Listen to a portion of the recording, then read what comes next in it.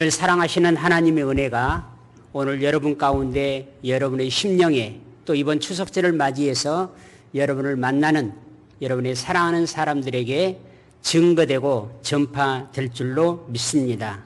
아멘. 사도행전 14장은 바울과 바나바 일행이 제1차 선교 여행 중에 이고니온과 누스드라라고 하는 지역에서 복음을 전하고 그 복음을 전함으로 말미암아 그 복음을 믿는 자들이 있었는가 하면 또 그 복음을 믿지 아니하고 도리어 반대하는 사람들이 일어나는 전도에 있어서 선교함에 있어서 굉장히 중요한 말씀이 사도행전 14장에 말씀이 되어집니다. 먼저 1절에 바울과 바나바는 이고니온이라고 하는 지역에서 예수 그리스도의 십자가의 복음과 예수 그리스도의 부활의 복음을 증거했습니다. 1절에 이에 이고니온에서 두 사도가 함께 유대인의 회당에 들어가 말하니 유대와 헬라의 허다한 무리가 믿더라라고 했습니다. 곧 예수 그리스도의 복음을 증거하게 되자 많은 이방인들, 특히 하나님에 대해서 전혀 알지도 못하던 헬라인들조차도 예수의 복음을 듣고 그들이 많은 사람들이 믿음을 갖게 되었다라고 말합니다. 그러나 항상 진리가 있으면 거짓이 있죠. 진품이 있으면 가품이 있기 마련입니다. 항상 예수 그리스도의 복음이 증거되는 곳에는 믿는 자가 있었고 또 그 복음을 가로막고 방해하고 핍박하는 자들이 있었습니다. 2절 말씀에 그러나 순종하지 아니하는 유대인들이 이방인들의 마음을 선동하여 형제들에게 악감을 품게 하거늘 곧 유대주의자들이 나서서 예수 그리스도의 복음은 잘못된 것이라고 전혀 하나님에 대해서 알지 못하는 자들을 선동해서 그들로 하여금 복음을 증거하는 바울과 바나바 일행에 좋은 감정을 갖게 했나요? 악한 감정을 갖게 했습니다. 긍정적인 반응을 보이는 사람들이 있었는가 하면 반대로 저항하는 사람들이, 방해하는 사람들이 그곳에 있었던 것입니다. 곧 우리가 교회가 복음을 전할 때 우리는 항상 두 가지를 생각해야 됩니다. 내가 복음을 전함으로 말미암아 이 복음을 듣고 예수 그리스도를 믿는 자들에 대한 기대를 가져야 합니다. 그러나 또 한편으로는 내가 복음을 증거할 때 전혀 예기치 않았던 박해, 저 사람은 전혀 나에 대해서 어떤 반대적인 말이나 행동을 하지 않을 것이라고 생각했던 그 사람을 통해서 내가 많은 박해를 받을 수 있다라고 하는 사실을 우리가 늘 알고 있어야 돼요. 그래서 우리가 복음을 증거했을 때 혹시 믿음의 열매가 없을 때도 실망하지 않게 되고, 그리고 우리가 복음을 전할 때 그 다수의 사람들이 그 복음 전함을 핍박하고 박해할 때 우리가 마음의 상처를 잊지 않게 되는 것입니다. 바울과 바나바 일행은 가는 곳곳마다 복음을 전하기 위하여 회당을 찾았고, 그리고 그 회당에 있는 자들을 향하여 예수 그리스도의 복음을 증거했습니다. 그럴 때마다 항상 믿는 자가 있었고 방해하는 자가 있었다는 것입니다. 그런데 믿는 자보다는 방해하는 자들이 훨씬 더 강력하게 바울과 바나바 일행의 마음에 상처를 줬고 또 실제적인 예적인 핍박, 오늘 말씀을 보게 되면 죽기 직전까지 맞아서 죽은 줄 알고 밖에다 버릴 정도의 실제적 내 몸을 상하게 하는 그런 핍박까지도 있었습니다. 그러나 그들은 그러한 외적인 환경 또 내적인 그러한 마음의 상처와 아픔에 굴복당하지 아니하고 가는 곳곳마다 회당을 찾아서 복음을 전했습니다. 복음을 전하면 믿는 자가 있을 것이고 그리고 박해하는 자가 있을 것이라는 것을 알고 있었습니다. 그러나 그들은 복음 증거의 이 일이 하나님께서 가장 기뻐하시는 일인 줄 알았기 때문에 이 일을 그들은 중단할 수 없었던 것입니다. 사랑하는 성도 여러분, 우리가 나아가서 주 예수 그리스도의 복음을 전파할 때 우리는 이 복음을 듣고 한 사람, 두 사람이 예수를 믿음으로 수적인 부흥이 일어날 것을 많이 기대합니다. 그러나 수적으로 사람의 수가 교회 안에 채워진 것, 그건 그렇게 중요하지 않습니다.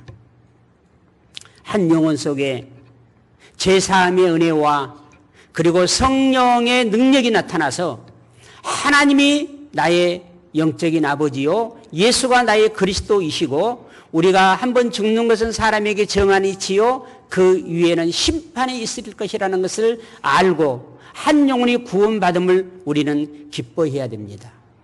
3절 말씀에는 바울과 바나바가 담대히 복음을 전했고 복음을 전하는 그들에게 주의 손이 임해서 기적과 표적이 일어났다라고 이렇게 증거하고 있습니다.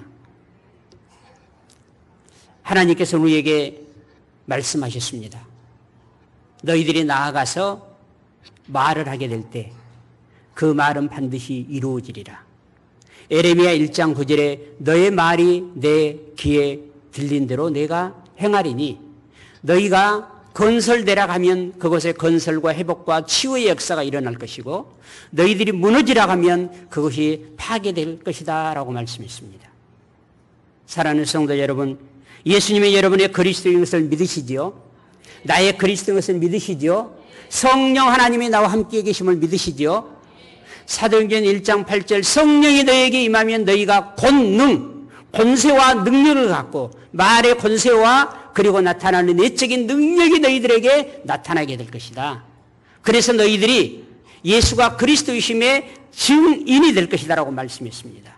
이처럼 바울과 바나바가 나아가서 복음이 증거하는 곳에는 하나님의 손이 그들과 함께 했어요. 그래서 병든 자가 고침받고 오늘 또 느스드라에서 걷지 못했던 자가 일어나는 놀라운 역사가 일어났습니다. 사랑하는 성도 여러분, 여러분 안에 성령 하나님께서 거하신 것을 믿는다면 여러분의 말대로 이루어진다는 사실 또한 믿으시기를 바랍니다. 여러분이 나아가는 것에 악한 귀신에 사로잡힌 자가 자유함을 얻게 되고 그리고 영적인, 환경적인, 육적인 무너진 가운데 있는 자들이 우리 주 예수 그리스도의 복음을 통해서 회복되어진다는 사실을 기억하셔야만 됩니다. 로마서 1장 6절의 사도 바울은 내가 복음을 부끄러워하지 아니하노니 이 복음은 믿는 자에게 구원을 주시는 하나님의 능력이 됨이라 라고 했습니다. 교회는 언제 가장 큰 능력이 나타나느냐? 교회가 어떨 때 주의 권능의 손이 그 교회와 그 한 사람의 교회와 함께 하느냐? 언제 하나님이 하나님의 손을 여러분과 함께 하시고 여러분을 통해서 복음의 능력이 나타나게 하겠어요? 언제일 것 같아요? 그것을 이해하기 위해서는 하나님이 우리가 하는 일 가운데 우리가 하는 사역 가운데 가장 기뻐하시는 일이 무엇인가를 알아야 우리가 그 답의 고백을 할 수 있어요. 우리를 구원하신 하나님께서 가장 기뻐하시는 일이 무엇이죠? 예수님을 십자가에 못 박으면서까지 하셨던 그 일. 한 영혼이 제사함받아 마귀의 자녀에서 하나님의 자녀로 영원한 사망의 심판에서 영원한 생명으로 바뀌어지는 것을 하나님은 가장 기뻐하십니다.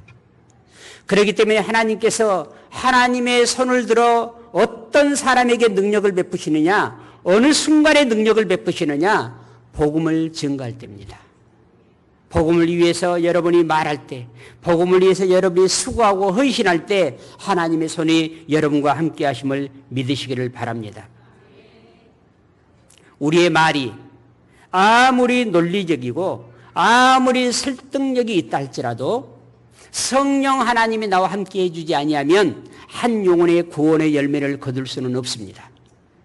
여러분이 성경의 말씀을 탁월하게 안다 할지라도 성령이 여러분과 함께하지 아니하면 우리가 깨달을 수 없습니다. 우리에게 변화가 일어날 수 없는 것입니다.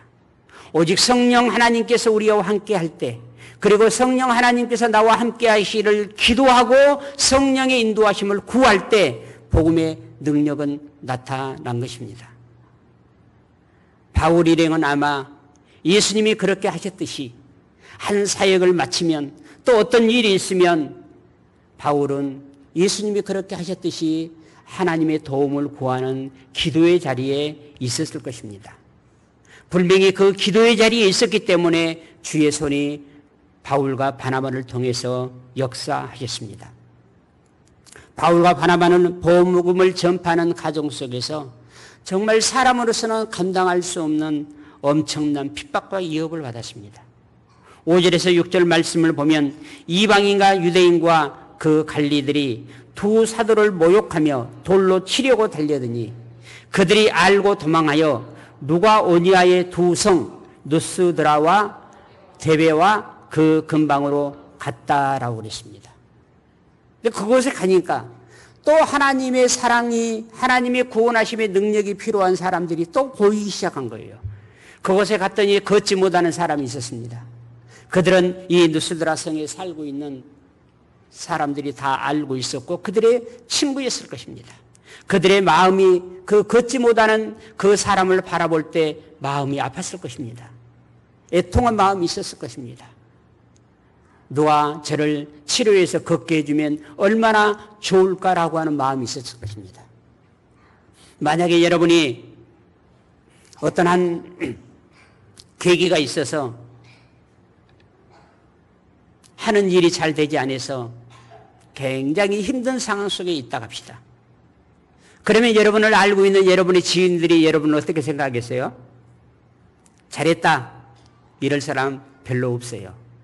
마음 아파합니다. 애통해 합니다.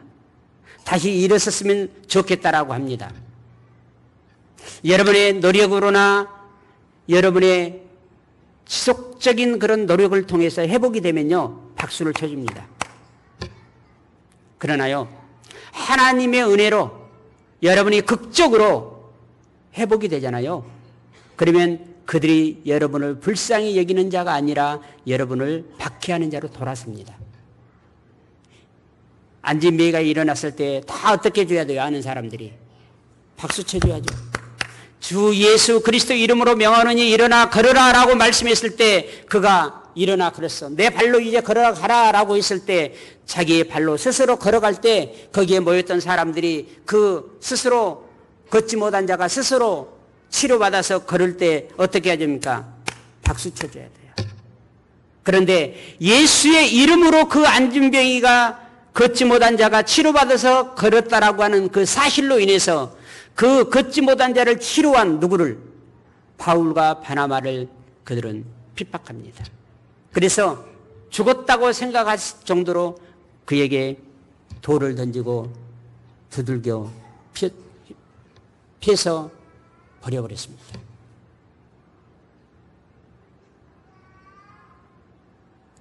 여러분, 좋은 일이 있으면 축하해주고 축복해주는 게 우리 건강한 감정을 가진 사람의 마음이지 않겠습니까? 그러나 영적인 일은 그렇지 않아요. 여러분이 복음 전함을 가장 싫어해요.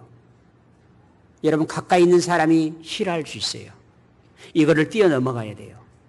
19절에 유대인들이 안디옥과 이고니온에서 와서 무리를 충동하니 그들이 돌로 바울을 쳐서 죽은 줄 알고 시해로 끌어 버려버렸어요. 그러나 바울은 시간이 좀 지난 다음에 다시 일어납니다.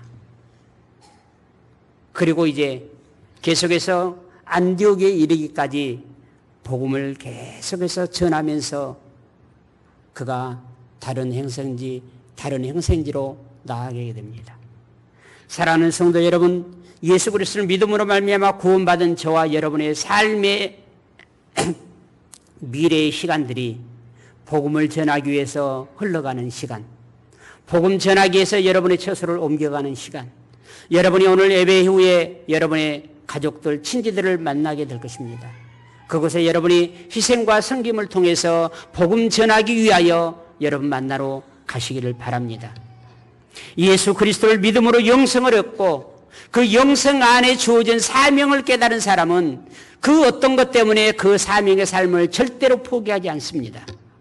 고린도후서 11장 23절에서 28절 말씀 새번역 성경에 그들이 그리스도의 일꾼입니까?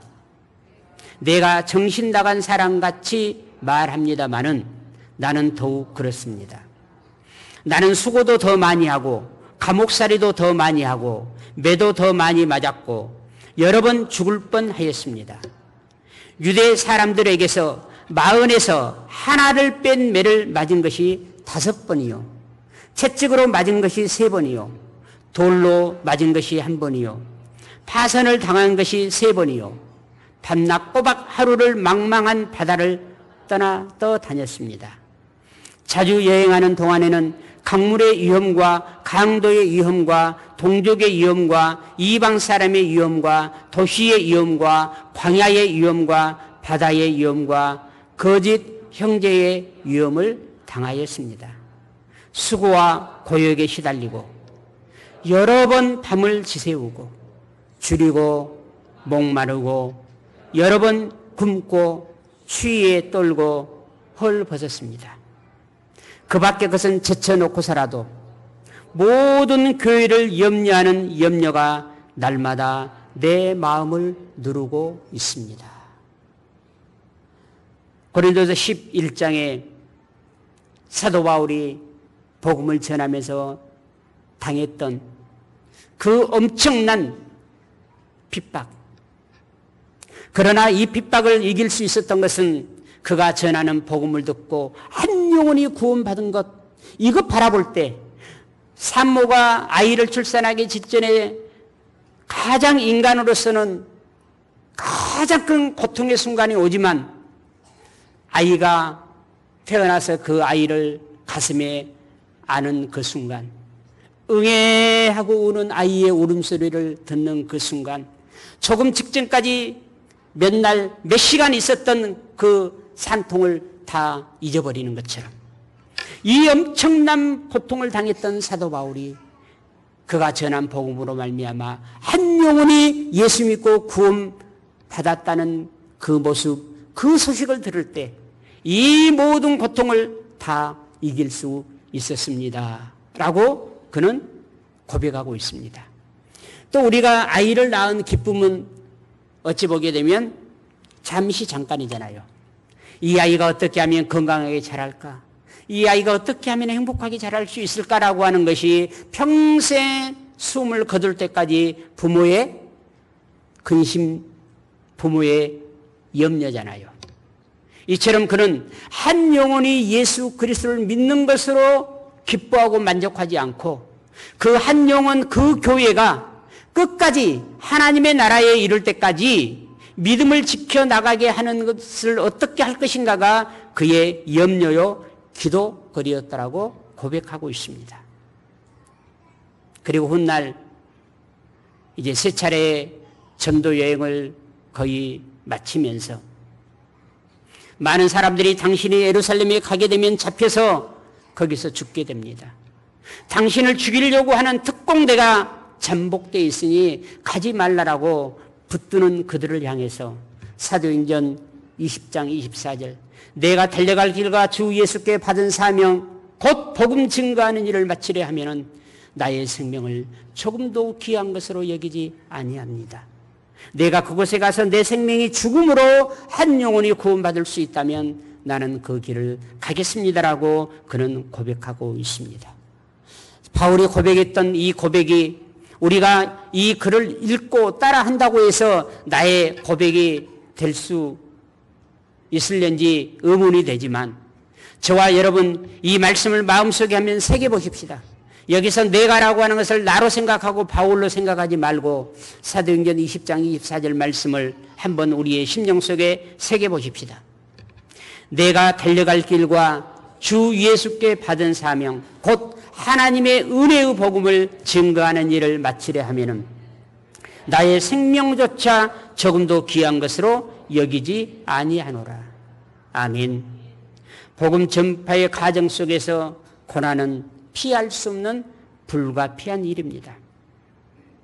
그러나 그럼에도 불구하고 우리는 주 예수 그리스도의 증인으로 살아가야 되는 사명을 감당하기 위하여 주어지는 고난을 감내하는 모습을 보여주는 건강하고 성숙한 사명에 붙잡히 된 우리 한소망교회 사랑하는 성도들이 되어지시기를 바랍니다.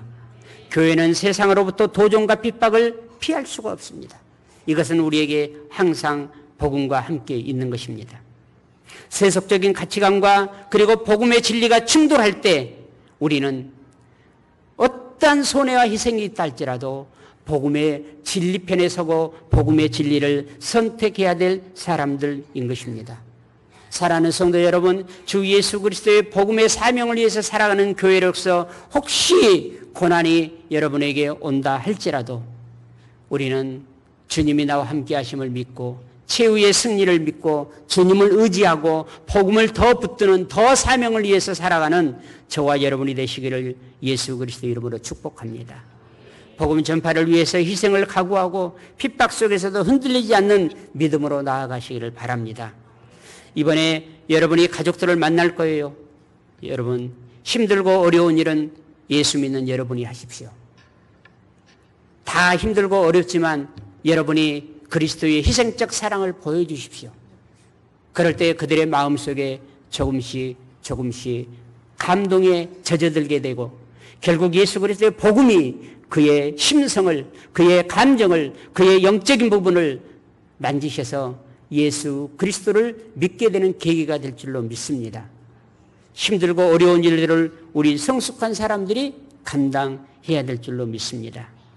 바나바와 바울은 각 도시에서 복음을 전한 후 그것을 떠나는 곳마다 복음 때문에 핍박을 받았고 핍박 때문에 그곳에서 살 수 없어서 다른 곳으로 옮겨갔는데 또 복음을 전하고 있어요.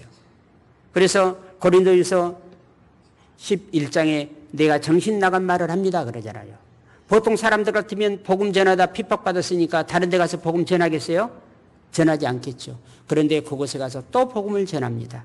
21절에서 23절에 복음을 그 성에서 전하여 많은 사람을 제자로 삼고 느스드라와 이고니온과 안디옥으로 돌아가서 제자들의 마음을 굳게 하여 이 믿음에 머물러 있으라 권하고 또 우리가 어디에 들어가려면 하나님의 나라에 들어가려면 많은 환난을 겪어야 할 것이라 하고 각 교회에서 장로들을 택하여 금식 기도하며 그들이 믿는 주께 그들을 위탁하고 1차 이제 선교 여행을 마치게 됩니다. 바로 그들은 각 세워진 교회의 지도자를 세우고 지속적인 그 지도자를 통해서 바나바와 바울 일행은 떠나왔지만 그 세워진 곳곳마다 복음이 증거되는 곳곳마다 지도자를 세워서 그들을 양육하도록 그들에게 맡기고 왔다라고 그렇게 고백하고 있습니다. 그들은 단순히 복음을 전하는 것에 그치지 아니하고 우리가 아이를 낳은 것에 그치지 아니하고 이 아이가 건강한 아이로 건강한 인격을 가진 아이로 건강한 신앙을 가진 아이로 자랄 수 있도록 우리가 양육해야 될 사명이 우리에게 있음을 자각하시기를 바랍니다. 한 영혼이 예수를 믿고 구원받는 것만큼이나 중요한 것은 그 영혼이 지속적으로 믿음이 성장해 가는 것입니다. 그래서 그리스도의 몸된 교회로서 역할을 감당하는 자리까지 우리는 양육을 해야 될 의무가 우리에게 있습니다. 이를 위해서 교회는 제자 훈련과 그리고 교육에 집중해야 됩니다. 우리 모여있는 이 교회가 건강할 때 이 지역의 영혼들에게 복음을 증거하고 그 영혼들이 예수 믿고 구원받을 수 있기 때문입니다. 사도행전 14장은 복음이 증거될 때 아름다운 한 영혼의 구원의 열매가 있는가 동시에 그 가정 속에서도 어려움과 핍박이 있다라고 하는 사실을 복음의 양면성을 보여주고 있습니다. 복음이 증거될 때 우리를 구원하시는 하나님께서 가장 기뻐하시는 일입니다. 한번 여러분 생각해 보십시다. 자, 명절이니까 가족, 친지, 부모를 만납니다. 한번 나의 부모님이 내가 어떻게 살아갈 때 가장 기뻐하실까? 나의 자녀가 어떻게 살아갈 때 내가 가장 기쁠까? 나를 예수를 통해서 낳으신 우리 아버지 하나님은 내가 어떻게 살아갈 때 가장 기뻐하실까요? 내가 무엇을 하며 살아갈 때 가장 기뻐하실까요? 내가 어떤 신앙인, 어떤 그리스도인이 되기를 가장 바라실까요? 이 세상은 산술적 숫자에 매여 살아가고 있습니다. 그래서 많으면 그게 좋은 것이고 많으면 성공했다라고 합니다. 그러나 하나님의 나라는 숫자에 있지 않습니다. 그 일이 하나님 기뻐하시는 영광이 되느냐 되지 않느냐에 있는 것입니다. 우리 한서만교회 공동체 안에 얼마나 많은 숫자가 모였느냐 그건 중요하지 않아요. 한 사람이 하나님의 기쁨이냐 영광이냐가 중요한 것입니다. 하나님의 나라는 상대적 가치를 두지 않는다고 그랬어요. 세상은 상대적 가치의 기준을 가지고 살아가지만 하나님의 나라는 하나님은 절대적 가치예요. 나는 하나님 보시기에 최고의 가치 있는 절대적 존재임을 믿으시길 바랍니다. 여러분이 복음을 전해서 구원해야 될 그 사람도 하나님 보시기에 절대적 가치를 가지고 있는 존귀한 사람임을 여러분 확신하시길 바랍니다. 바로 교회는 이러한 사명을 깨달아서 어떤 상황에서도 담대하게 복음을 전해야 됩니다. 복음에는 반드시 희생이 따른다는 것을 기억하셔야만 됩니다. 오늘 여러분 이번 추석 명절 여러분의 가족 친지를 만나서 여러분 복음의 사람으로서 오늘 이번 지내십시오. 희생적 삶을 사십시오. 희생하십시오. 그러면 그곳에 복음은 아름답게 빛나게 되는 것입니다.